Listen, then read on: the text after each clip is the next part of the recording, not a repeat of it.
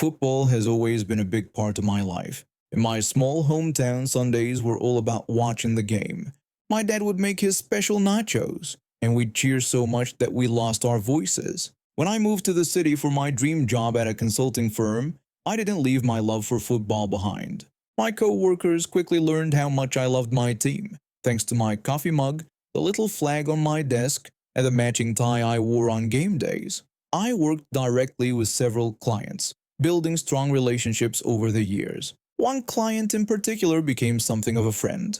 We'd often grab dinner or drinks after our meetings, and football was a frequent topic of conversation. He knew how much I loved my team and how I'd never been able to afford tickets to see them play in a championship game.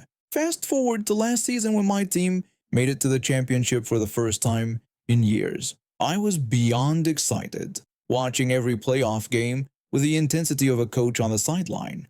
The morning after we secured our spot in the big game, my client texted me congratulating me about my team making it and expressing how excited he was for me. I had no idea that behind the scenes, something amazing was happening.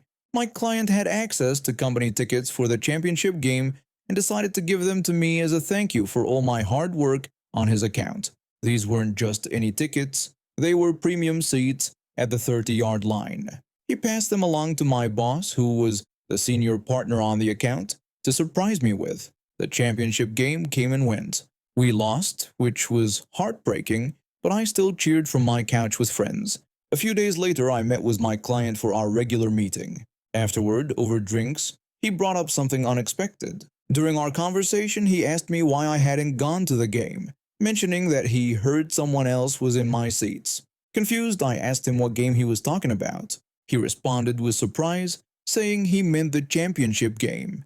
He explained that he had given my boss those premium tickets for me as a gift. My jaw literally dropped. I had no idea what he was talking about. I told him I didn't have tickets to the championship and asked what tickets he meant. The client looked shocked and told me to discreetly ask around at the office about it. Back at work, I learned from one of our administrative assistants that my boss had given a pair of championship tickets to another client as a gift from our company. I was furious. These weren't just any tickets. They were meant for me to see my team in the championship. I could have confronted my boss directly, but I realized something important. It was the client who had noticed I wasn't there. If I let him handle it, there would be no blowback on me professionally. So I texted my client thanking him for thinking of me with those seats and explaining that they appeared to have been given to another client of our firm. He immediately replied with shock, telling me to pretend he never told me and that he would handle the situation himself. A few days later, our firm was asked to come down for a meeting at the client's office. My boss and I flew out together. He had no idea what was about to happen. When we arrived at the conference room, all the usual people were there, plus a woman I didn't recognize. My client immediately went into action. He introduced my boss to Stephanie from their marketing department, who wanted to sit in on the meeting. Then he turned to me and suggested that I must already know her from the championship game. Stephanie looked confused and said she didn't think we'd met there, asking if we had and apologizing if she'd forgotten. My client jokingly asked Stephanie how much she had to drink at the game since we were supposedly sitting right next to her. I knew exactly what was happening and played along perfectly, telling my client apologetically that I wasn't at the game and asking if he was thinking of someone else. By this point, my boss was visibly uncomfortable, looking like he wanted to disappear through the floor. Stephanie continued the act, saying that people from Competitor Corp were in the other seats. She then questioned why their company had given seats to those competitors, asking if there was some project with them that she wasn't aware of. My boss started to stammer, barely getting out a sound, before my client directly asked him if he had given those tickets to me as instructed. My boss turned bright red and scrambled for an excuse, suggesting that I wasn't able to make it, so I must have given the seats to someone else. He looked at me desperately, clearly hoping I'd cover for him. I acted surprised and asked what he was talking about, turning to my client with confusion and asking if he had really given me tickets to the championship game.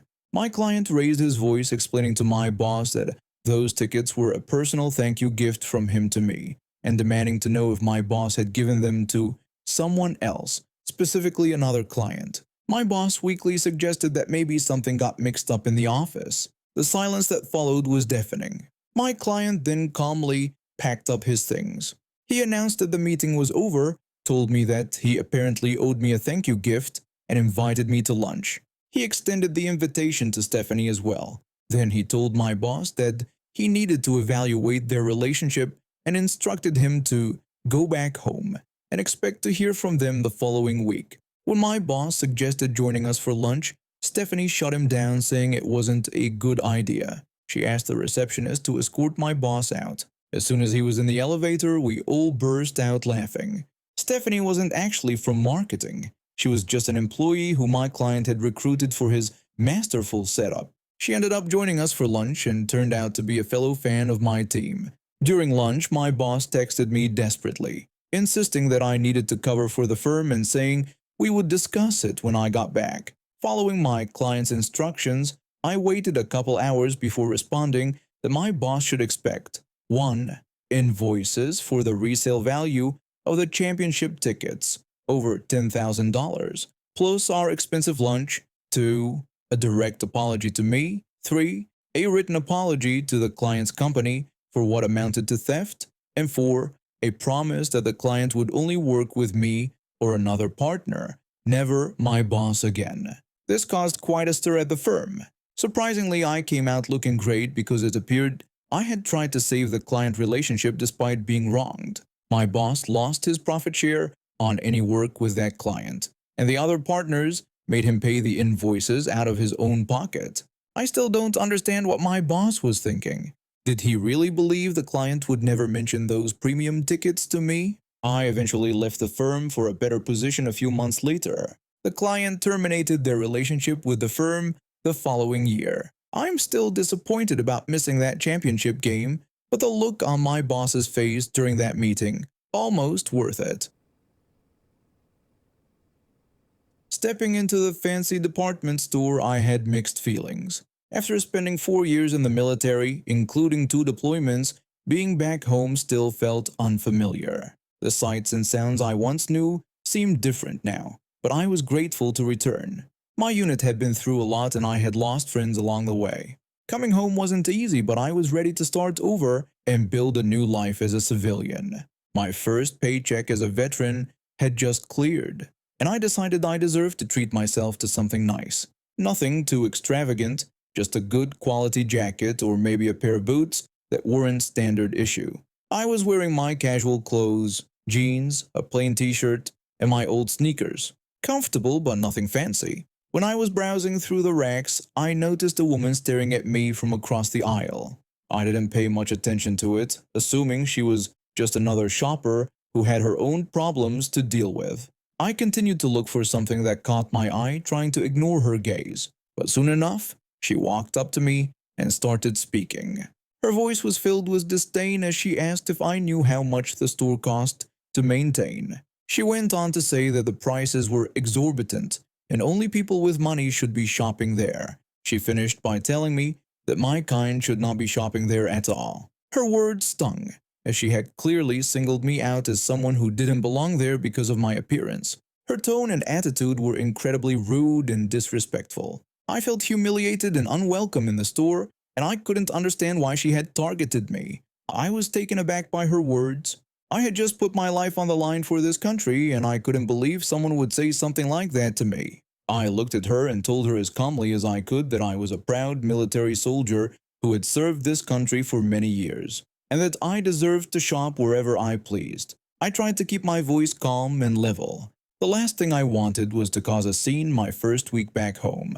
She scoffed at my mention of military service. She told me that if I were successful, I wouldn't be in the military. She added that only losers join the military because they can't get real jobs. Her voice was getting louder, and I noticed other shoppers starting to look our way. A store employee hovering nearby looked uncomfortable but wasn't stepping in. I explained that I was just trying to buy some clothes and wasn't bothering anyone. She responded angrily that I was bothering her. She claimed that people like me bring down the whole atmosphere of the place. She insisted the store was for successful people, not government charity cases. I'd faced enemy fire with more respect than this woman was showing me. I suggested that she should walk away now. She refused, telling me not to tell her what to do. She boasted about spending thousands at the store every month and claimed they knew her there. She called me a nobody who had wandered in off the street. Her face was getting red and she was practically shouting. I decided this wasn't worth it. I'd faced enough conflict overseas. I didn't need it at home too. I told her I was going to leave and wished her a good day. I turned to walk away, but she followed me, still shouting. She told me to walk away, saying I didn't belong there anyway. She told me to go back to whatever hole I had crawled out of. When I was walking toward the exit, I felt a sudden sharp pain in my shoulder. She had actually punched me. I turned around in shock and asked if she had just hit me. Instead of answering, she swung at me again. This time I caught her fist mid-air. Years of combat training kicked in automatically. I twisted her arm just enough to control her movement, careful not to hurt her, and guided her down to her knees. I called out for someone to get a manager. A store employee rushed over, along with what looked like a security guard. I explained that the woman had assaulted me and I was just defending myself. As soon as I loosened my grip, she yanked her arm away and lunged at me again, screaming incoherently. She charged at me full speed. I sidestepped and used her momentum to flip her over my shoulder, a standard self-defense move I've been taught. She landed on the floor with a loud thud. She lay there motionless for a moment, then started sobbing dramatically. By now, a small crowd had gathered and several people were filming with their phones. The store manager arrived and asked what had happened. Before I could answer, she started wailing. She accused me of attacking her and demanded that I be arrested. A bystander spoke up, saying that wasn't what happened. They explained they had seen the whole thing and that she had hit me first, and then charged at me. Another bystander mentioned they had recorded everything on video. They confirmed she had been harassing me and then physically attacked me. The manager looked at me with concern. He asked if I was all right and mentioned they had called security and the police. I assured him I was fine and that I hadn't wanted any trouble. The police arrived about 10 minutes later. They took statements from me, the store staff, and several witnesses. They also reviewed the security camera footage. The officer told me I was free to go, explaining it was clearly self-defense. He mentioned they would be having a conversation with the lady about assault charges. As I was leaving, I heard the paramedics arrive for her, who was still lying on the floor claiming severe injuries. One of the store employees followed me out. They thanked me for my service and apologized for what had happened. They explained that the management wanted to offer me a store discount card as an apology for my experience that day. I accepted the card with a nod of thanks. I never found out what happened to her after that day, and honestly, I didn't care to know. I had spent enough time fighting battles overseas. I didn't need to keep fighting them at home. 3 months into our separation, I was at my wit's end. Every divorce agreement I proposed was rejected outright. I kept trying to find something she would accept, but nothing was good enough. Living in a no-fault state, I knew she was entitled to a fair share, not everything, just fair. But fair wasn't in her vocabulary. For years, I had been the doormat in our relationship. I paid the bills, handled the responsibilities, and bent over backward to keep her happy. When I finally decided I'd had enough, she couldn't believe I was actually standing up for myself. I'm pretty good with legal documents, so I understood early on that I would likely be paying alimony. That wasn't the issue. The problem was that nothing I offered satisfied her. She wanted everything on her terms. Anytime I asked what she would accept, she'd change the subject or start an argument about something completely unrelated. After sending proposal after proposal, I realized I needed to keep a record of everything. Email became our only communication method. I wasn't cutting her off financially either. I had moved my direct deposits to a separate account but still maintained her weekly cash flow and paid all the bills. My final offer during this period was heavily unbalanced in her favor, splitting the cars, one each, me taking all the debt including her student loans, paying her $3,000 to $4,000 monthly for a year, and giving her all our possessions. I would walk away with just my car, my dogs, some tools, and clothes. Her response was that it still wasn't good enough for her. 3 months into this frustrating back and forth, I finally convinced her to meet with a mediator. This was the second time we'd seen each other since splitting up. She was staying with her sister. The mediator started by explaining the rules and having us sign agreements. One important term: we wouldn't file any other legal paperwork while in mediation. The mediator would file the final documents on our behalf once we reached an agreement. As the mediator asked basic questions, my ex kept derailing with emotional manipulation attempts. I decided to gray rock her, ignore the emotional bait, and only speak directly to the mediator. Every question resulted in her launching into irrelevant topics. The peak of absurdity: she literally crawled across the table to stick her face in mine, trying to force me to engage with her ranting. The mediator finally called a timeout, reminded her of the rules she agreed to, gave us homework, and scheduled our next meeting for 2 weeks later. 3 days later, I got served with a court summons for a spousal support hearing. The summons claimed I had only given her $130 in 3 months. Complete lie and a direct violation of our mediation agreement. The mediator called a conference with both of us and told her she needed to withdraw the complaint for mediation to continue. She refused, insisting that she knew her rights. The mediator ended his involvement and refunded us the unused portion of his fee. Time to prepare for court. I printed 3 months of bank statements and highlighted every transfer to her, every bill paid on her behalf, every ATM withdrawal from her card, even the toll bills she racked up. The total: over $13,000. My stack of evidence was thick. I made an Excel spreadsheet summary as a cover sheet and looked up the spousal support rules again. In our state, it's 40% of the income difference between spouses. She was currently getting about 72% of my pay when you factored in all her bills. Court day arrived. While waiting in the hallway, she sat next to me and started ranting. To avoid engaging, I began writing down everything she said on the back of my folder. When she realized what I was doing, she huffed and accused me of writing down her words just to make my friends hate her. She then moved a few seats away and stayed quiet until we were called in.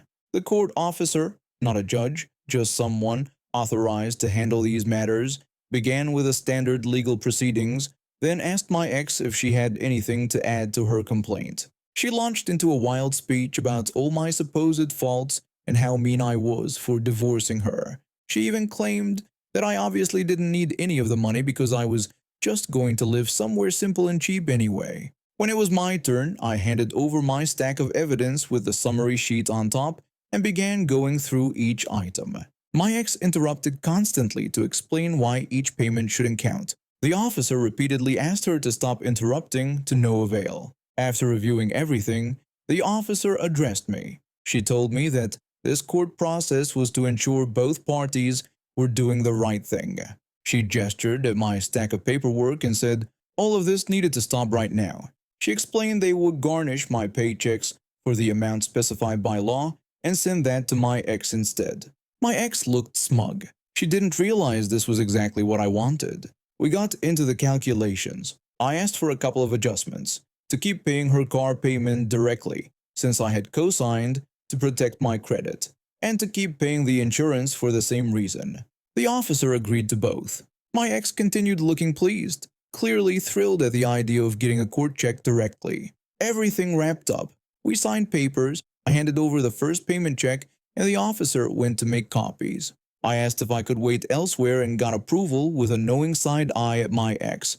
The officer gave me my paperwork first, saying it might take a few minutes for my ex to get her paperwork, but I was free to go. I took the hint and left immediately. The moment I got to my car, I called my cell phone carrier. I told them I needed to remove a line from my account. When they asked if she wanted to set up her own plan, I responded that I couldn't answer that, but I was obeying a court order to remove her from my accounts. The carrier simply acknowledged and proceeded with the removal. I methodically worked down every subscription I was paying for that she used. I had all the account numbers and customer service numbers right in front of me from my court documents. I was driving home when the barrage began. Emails, texts from her sister's phone, calls, all demanding to know what I was doing.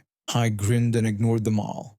After an hour or so, she stopped. Then, a few hours later, I received an all-caps email with a screenshot of the Netflix inactive account message. She expressed her shock that I had even cancelled Netflix. I admit I giggled. The fallout continued. A month later, after realizing how much less she was getting after winning her case, she filed an appeal. It was denied for lack of grounds. A month after that, she filed a complaint claiming I wasn't paying her car payment, just an excuse to get back into court.